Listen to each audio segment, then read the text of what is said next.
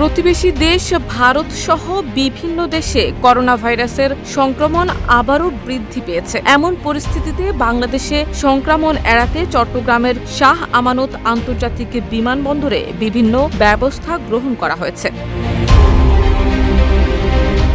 বিমানবন্দর কর্তৃপক্ষ জানিয়েছে, আন্তর্জাতিক আগমনী হলে ইমিগ্রেশনে প্রবেশস্থলে হেলথ স্ক্রিনিং ইকুইপমেন্ট বসানো হয়েছে। বিমানবন্দরের মেডিকেল টিমের মাধ্যমে থার্মাল স্ক্যানার দিয়ে নন টাচ পদ্ধতিতে আগত যাত্রীদের দেহের তাপমাত্রা নির্ণয় করার ব্যবস্থাও নেওয়া হয়েছে। এছাড়াও বিমানবন্দরের টার্মিনালের স্পর্শকাতর পয়েন্টগুলোতে সবাইকে মাস্ক ব্যবহারের জরুরি নির্দেশনা দেওয়া হয়েছে। বিমানবন্দরের স্বাস্থ্যকর্মীদের জন্য জরুরি ভিত্তিতে পর্যাপ্ত মাস্ক ও গ্লাভস মজুদের ব্যবস্থা নেওয়া হয়েছে। সিল্কোর সিল্ক অ্যান্ড শাইন, যাতে আছে আর্গান অয়েল ও ওট প্রোটিনের গুডনেস, যা আপনার চুলকে রাখে হেলদি অ্যান্ড শাইনি। যাত্রীদের মধ্যে ভাইরাসের সংক্রমণ প্রতিরোধে গণসচেতনতা বৃদ্ধির জন্য রোগ প্রতিরোধ নির্দেশনা প্রচারের ব্যবস্থাও নেওয়া হয়েছে বলে জানিয়েছে বিমানবন্দর কর্তৃপক্ষ।